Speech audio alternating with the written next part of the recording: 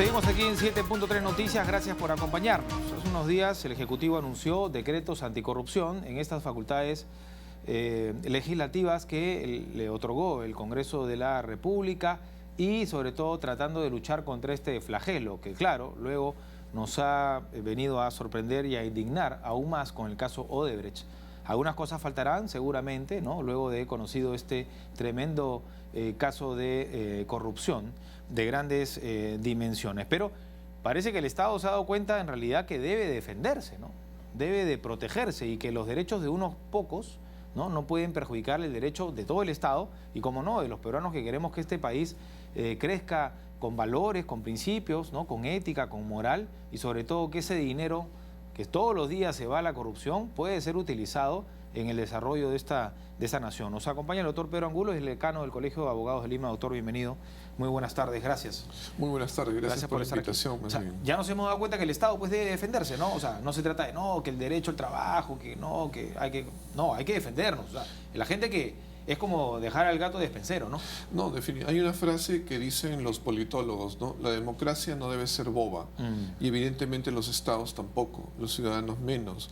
En estos momentos en que se está descubriendo un caso de corrupción como el de Odebrecht, que es tan grande, lamentablemente nosotros sabemos que tenemos que todos actuar, ¿no? O sea, la idea es que todos actuemos al unísono, porque es una gran oportunidad para el país, ¿no? Es el país el que tiene que levantarse. Bueno, el caso Odebrecht, como lo mencionaba en introducción, ha venido después, ¿no? Vamos a ponerlo, pónganle nomás el mute, no hay ningún problema, le damos el tiempo. Decía, el caso Odebrecht ha venido después de que se han estado trabajando en estos decretos, ¿no? Anticorrupción. Pero lo que a mí sí me parece que falta, y lamentablemente no se ha trabajado en el Congreso, pese a que han habido, creo que hay como 50, no estoy exagerando, proyectos de ley en los últimos 8 años en el Parlamento de imprescriptibilidad, ¿no? De los delitos de corrupción. Eso en todo caso podría faltar aquí, ¿no? Ahora ya sí lo relacionamos del caso de Odebrecht, ¿no? ¿Qué cosa faltaría? Definitivamente es un tema que podría darse. La realidad es que nosotros tenemos que romper esquemas. Estamos en una época donde las dificultades se han elevado. Antes, pasados muchos años, pues la delincuencia en Lima no era lo que es hoy día. No habían sicarios de 14 años. La realidad es que la modernidad tiene desafíos donde hay que romper esquemas. Hoy en día en el Código Penal hay un proyecto del Ministerio de Justicia precisamente donde se sanciona en lo penal a las empresas. Y eso quiere decir que diferenciamos el hecho de que no son personas naturales como nosotros que tienen voluntad y deseo, pero a la larga sabíamos que a través de ellas se cometen delitos, se les utiliza como se ha visto en Panamá, y entonces no es ingenuo sancionarlas. Más bien, si tenemos que modificar la dogmática penal, lo hacemos. E igualmente en el tema de la imprescriptibilidad de los delitos, así como sucede en el tema de los delitos de lesa humanidad contra los derechos humanos, es algo que también se puede hacer, simplemente hay que romper el esquema. Claro, porque si robamos, ¿no? Es como en SUNAT, la deuda, en un momento se desaparece, ¿no? No debería, ¿no? Porque si no se actúa en base a eso. Y además que nosotros ya estamos cerca de cumplir 200 años de independencia. ¿Qué hemos avanzado? Esas normas no nos han servido para nada. El ser humano es el objeto del derecho. Para él se dan las normas. Ya desde Kant hemos entendido que las normas están en bien del hombre. El hombre no puede estar subordinado a las normas. Correcto. Y digamos, ¿por qué no se hizo antes? O sea, ¿por qué se han tenido que afinar con estos decretos anticorrupción la defensa del Estado? Lamentablemente lo que diríamos es que no hubo voluntad política. Hoy en día, si hay algo que tenemos que aplaudir, es que estos decretos sean varios y que todos van en el mismo orden de generar y darnos la idea de que tenemos ya una política anticorrupción por fin. Uno de los temas que a mí me parece muy bueno es el tema de la cooperación internacional. Se ha dado un decreto legislativo que modifica 15 artículos del Código Procesal Penal del 2004 que ya está rigiendo para temas de delitos contra la administración pública y particularmente corrupción de funcionarios. Esos artículos, ¿qué nos van a permitir ahora, por ejemplo, y aplicables al caso Odebrecht? Si hay ciudadanos que están purgando pena en Brasil, privados de su libertad, mediante la cooperación internacional que la dirige el Ministerio Público con Alonso Peña Cabrera a la cabeza, se va a poder conseguir que esas personas puedan atestiguar aquí, o sea, pueden ser traídos acá. Esa es una opción. Si hubiera dificultades para eso, se les puede enviar un interrogatorio, ellos lo pueden responder, se da la actuación allí en Brasil, se traduce y se trae aquí y se puede valorar como prueba. Se pueden traer instrumentos, actuaciones, pruebas de allá y hacerlas valer aquí. Eso es muy importante, sobre todo sabiendo que estos casos nacieron en el extranjero, en Brasil, en Suiza, en Estados Unidos, y esos elementos de convicción nos pueden ser sumamente valiosos para sancionar aquí los hechos. Porque si no, se va a tener que esperar que Brasil requiera algún peruano. No, o en el caso de sino Estados Unidos. En la FIFA, por ejemplo, el señor Urga está en Estados Unidos porque lo ha pedido Estados Unidos. Porque Claro. acá aparentemente no hay ningún documento, ni se quiere trabajar, simplemente extradítelo, señor, y se acabó. Lo cierto es que ahora diríamos que por la normatividad que existe, por lo que existe también, digamos, las cabezas institucionales que hoy en día nos dan confianza, Pablo Sánchez en el Ministerio Correcto. Público, el doctor Duberlí Rodríguez en el Poder Judicial, el mismo Amado Enco en la Procuraduría Anticorrupción y otras personas, en realidad estamos motivados a pensar que ahora sí puede resultar que se dé un buen trabajo. Ahora el perjuicio del Estado, ¿no? Entonces ahora sí, Sí. necesitamos que a nosotros nos colaboren más bien con esa Y el información, ¿no? Ejecutivo que ha otorgado esos 10 millones de soles para el Ministerio Claro. Público. Y lo que se pueda Claro. pedir como indemnización a Odebrecht, ¿no? Exacto. Yo creo que por primera vez estamos en una situación muy importante que además va a abarcar un mínimo de 3 gobiernos donde van a poder caer personas que realmente han estado circulando alrededor, pero simplemente para enriquecerse o enriquecer a terceros, ¿no? Ahora, lo que vemos es que no se trabaja bien el tema de la colaboración eficaz, ¿no? O sea, ahí hay falta repotenciar eso, ¿no? Ese es un punto muy interesante, efectivamente, ¿no? Porque nosotros sabemos que es la colaboración eficaz lo que ha motivado la información que hoy día se tiene en Brasil. Entonces yo creo que dos temas, ¿no? Uno, efectivamente, la colaboración eficaz, y dos, el tema de las traducciones, porque tenemos que traducir elementos de convicción de portugués, de suizo, o alemán o francés, y también de inglés. Entonces, la realidad es que ahí se tiene que trabajar, y definitivamente en el tema de la colaboración eficaz, yo creo que la modificación que se ha dado también vía un decreto legislativo es muy útil. ¿Qué es lo que teníamos antes? Un tema que se podía discutir. Este señor Belaúnde Locio puede ser colaborador o no. Se suponía que él estaba en la cúspide. La pregunta es si se descubre que hay personas que están por encima de él, entonces efectivamente lo razonable era que se podía pensar que él puede colaborar y beneficiarse de algo. Ahora la norma sí ya lo faculta. Dice que aunque uno esté en la cúspide, que sea dirigente, cabecilla, jefe, si puede dar elementos de convicción de alguien por encima, puede colaborar. Bueno, en este caso siempre va a haber alguien por encima, ¿no? Y una de las cosas que tendríamos que ahí vía acuerdos conseguir es que las personas que trabajaron para Odebrecht y que ahora están fuera del Perú regresen, ¿no? Claro. Ese es un tema. Claro. Y ahí desaparecería la figura de los que se inmolan, pues los kamikazes, ¿no? Exacto. Que hay mucho en Claro. esto también cuando hay mucho dinero de por medio, ¿no? A cada rato lo hemos visto, En ¿no? Odebrecht lo vamos a ver, estoy Sí, seguro que sí, sí, ¿no? sí. Cuando empiecen a caer los funcionarios, porque tienen que haber funcionarios Sí. de los diferentes gobiernos, a alguien van a defender. Exacto, sí, es verdad. Eso está claro, ¿no? Ahora, lo que se habla también en temas de corrupción, doctor, es que siempre se busca al corrupto, ¿no? Pero no al que corrompe. O al menos las sanciones no son tan severas. Usted ha hablado de las sanciones contra las empresas. Está bien. Eso en el ámbito de, digamos, el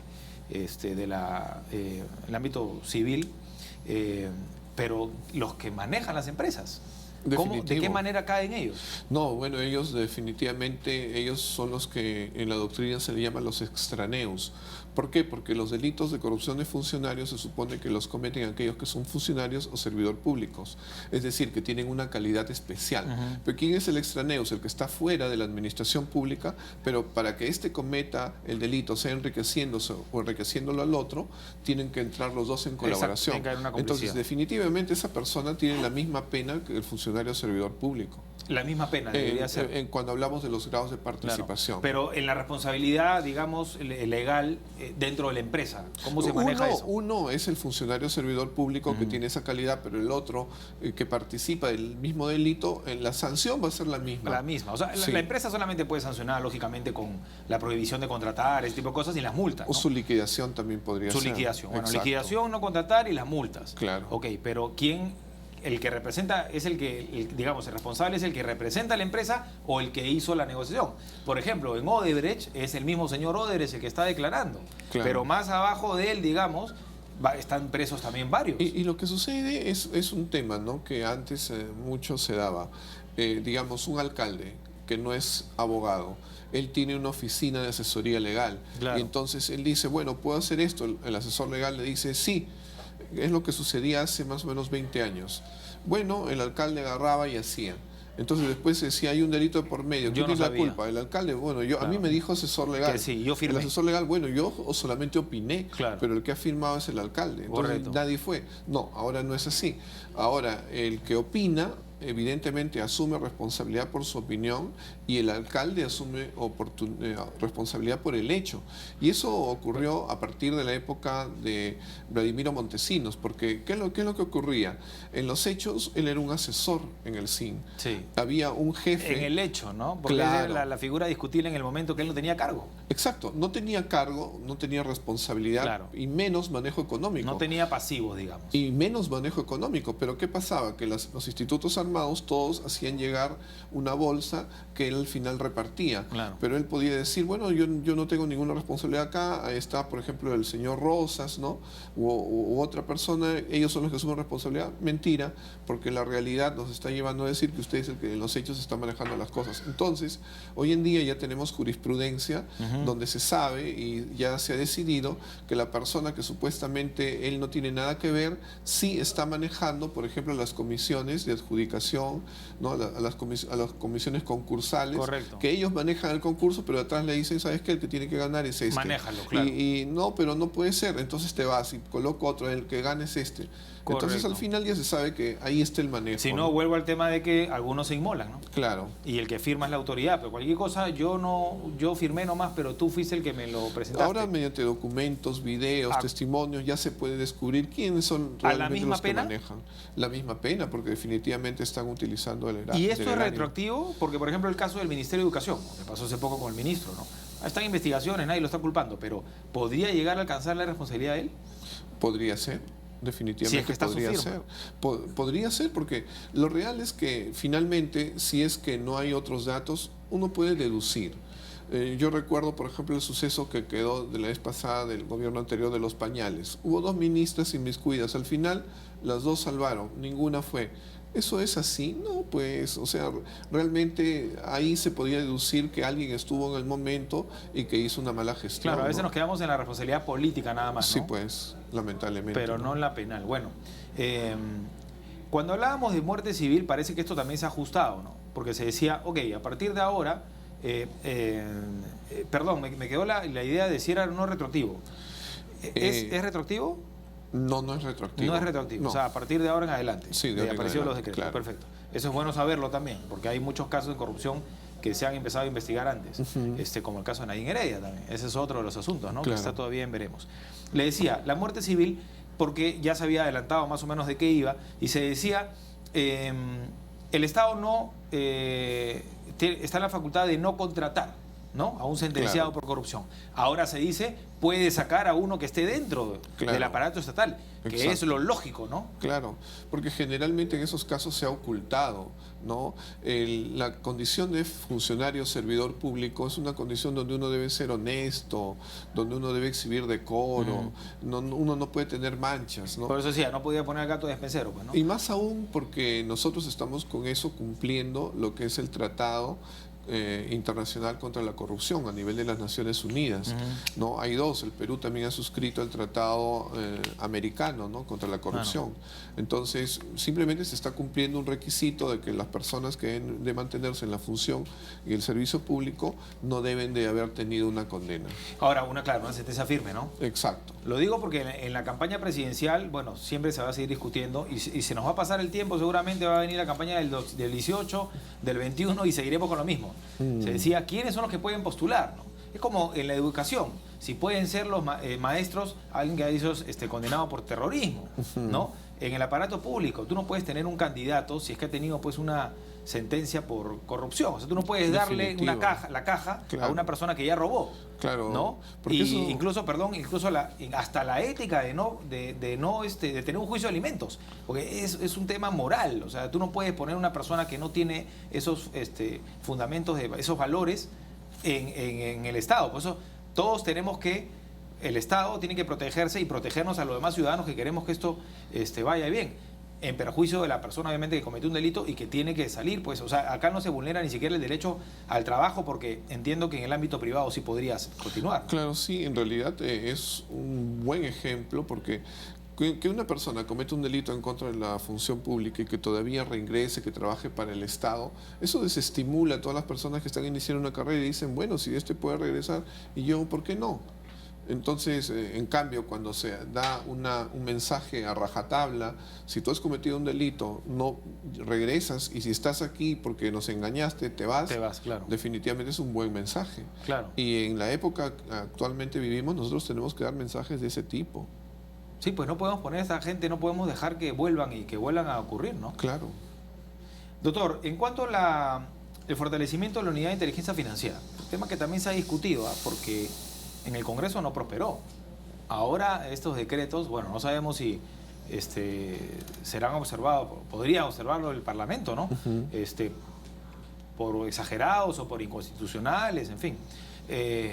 Es importante saber dónde va el dinero, ¿no? Y de dónde sale. Definitivamente. Es un punto de partida en todo caso, ¿no? Sí, es que nosotros no podemos vivir y que se nos haga entender que nuestra democracia es boba, que el Estado de Derecho es bobo, ¿no?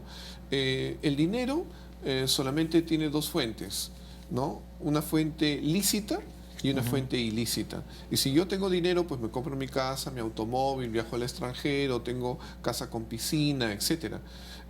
La pregunta es, no puedo justificarlo porque de mi sueldo no sale, de mis actividades privadas tampoco, pero lo tengo. Entonces, ¿yo qué puedo decir? No, pero la informalidad, aquí puedo hacer un cuento de cualquier cosa, pero la pregunta es, ¿los árboles dan plata? Del árbol va a caer el billete y yo puedo hacer como que eso pase y aquí no pasa nada. No, hace rato que nos están jugando sucio y nosotros lo estamos aceptando. Hay demasiada tolerancia. El hecho de que hayan ajustes aquí a mí me parece muy razonable. Hace mucho tiempo que están los procesos de lavado de activos y solamente creo que hay 2 sentencias. El resto todo el mundo pasa y después más bien el proceso se convierte como una lavadora, porque pasan del proceso, entonces ya quedó saneado el dinero. Como el proceso cayó, el fiscal no pudo probar, el juez archiva y eso queda ahí y ese dinero se gasta, ya ingresó. Y se acabó. Y eso no puede ser, que la propia justicia esté legalizando el dinero mal habido. Entonces, que haya un refuerzo de la unidad de inteligencia financiera, a mí me parece muy bien. Sin duda, sin duda. A mí también, usted hablaba de tolerancia, me parece inconcebible. Hace poco, en la gestión anterior del gobierno central y los gobiernos locales, por ejemplo, hubo un alcalde que mintió en su hoja de vida, hubo una congresista también, y no pasó nada. Cuando eso es un delito para cualquiera de nosotros aquí, contra la fe pública, ¿no? O sea, estamos permitiendo que gente entre al Estado habiendo mentido en su hoja de vida. Definitivamente ahí se tienen que tomar cartas en el asunto. Nosotros también tuvimos algunos casos de esos y definitivamente tomamos la decisión que correspondía, ¿no? Es lo lógico, ¿no? Claro. Es lo que compete, ¿no? Sí. Bueno, para finalizar, importante comentar que las iniciativas anticorrupción contemplan 3 aspectos fundamentales, ¿no? La prevención del delito, la persecución y la sanción y la reinserción. También han cambiado los límites temporales de prisión, ¿no? Antes era máximo 24 horas durante una investigación preliminar, ¿no? Detenida, y el plazo de la prisión preventiva era de 9 meses a 18 meses. Ahora, pasado el plazo de detención, sea de 7 a 10 días en la investigación preliminar, y de 18 meses, plazo máximo de prisión preventiva para todos los casos, ¿no? El caso de Peter Ferrari, por ejemplo, ahorita que es muy sonado, ¿no? Justamente el abogado se amparaba en esto. Efectivamente, ¿no? Digamos, esa detención preliminar ahora se le ha dado más tiempo, hasta 7 días, y también hay una detención para los casos de flagrancia de hasta 10 días. ¿Qué es lo que pasaba? Que a veces la policía, cuando hacía una detención, digamos, tenía suerte, intervino y todo se solucionó, esclarecido, pero ¿qué pasaba si esta era una banda? Todos los hechos que anteriormente los habían cometido ya terminaron, ¿no? Nadie investigó, nadie rescató. Ahora, con ese plazo de tiempo que se tiene, la policía va a poder visitar cada uno de los lugares donde están estas personas y evidentemente tomarse el tiempo y de repente descubrir los otros latrocinios que se han cometido, lograr devolver en la medida de lo posible las propiedades a sus dueños, etcétera, ¿no? Correcto. Nosotros recordamos, por ejemplo, 2 casos. Uno me parece que era en un hotel en Miraflores, que lo tomaron, ¿no? Unos delincuentes, se pelearon por él. Eran como 54. En desalojo. Exacto. A la fuerza. Cuando los toman a todos en flagrancia, en Lince, tenían 24 horas para realizar esas actuaciones. Esas actuaciones implicaban una toma de declaración de cada uno, correcto, 54. Exámenes médicos a cada uno. Correcto. Y visitas al domicilio para verificar que fueran cierto lo que ellos decían para que después lo notifiquen, regresen. Eso no se podía trabajar en 24 horas. Correcto. ¿Y qué pasó? Que fueron dejados en libertad. Exacto. Y luego se fueron, ¿no? Y lamentablemente no aparecen. Entonces, se tenía que solucionar este tema, ¿no? Esos 10 días que hay para trabajar son muy importantes. Y la prisión preventiva, decimos, no, pues estamos con el hacinamiento de las cárceles. El problema es ese, que el Poder Judicial no avanza como debería avanzar. Y segundo, que no se implementan los grilletes electrónicos, que es un punto que ya se anunció y que... Ayer estaba escuchando al doctor Zoe, jefe del INPE, que efectivamente decía que ya se va a dar un plan piloto. Qué bueno que sea así, porque hay personas que en realidad no están en la condición de tener que pisar la prisión. Correcto. La prisión realmente no debería ser como es, porque deshumaniza, le quita la dignidad al ser humano. Y hay personas, como digo, que por mala suerte pues han cometido un delito y que éstas se pueden ver beneficiadas con el tema de los grilletes. Que además lo pagan ellos, ¿no? O sea, que exacto, no hay ningún problema. Bueno, 30 segundos para el doctor termine con una idea en cuanto al Colegio de Abogados, que considera que deberían ser requeridos y hablar sobre el tema también de las sanciones a los abogados. Bueno, en particular nosotros estamos reforzando el tema de la ética del abogado. Hoy en día estamos dando publicidad a las sanciones que se dan, porque es bueno que los ciudadanos tengan conocimiento de con quién contratan y que no se vean más tarde defraudados. Y al final la opinión negativa afecta al colegio. Se ha creado un registro de abogados sancionados por malas prácticas, va a ser nacional. Nosotros lo examinamos en la Junta Nacional de Decanos, hemos estado en lo básico de acuerdo, quisiéramos participar en la reglamentación, pero nos sentimos satisfechos de que las principales medidas en realidad van a beneficiar a la sociedad. De repente a nosotros nos tocan un poco con el tema de la unidad de inteligencia financiera y que los abogados también tienen que dar información, pero si tratamos de que nuestra sociedad mejore, todos tenemos que aceptar que un poco se nos toque. Es verdad. No podemos decir a nosotros no.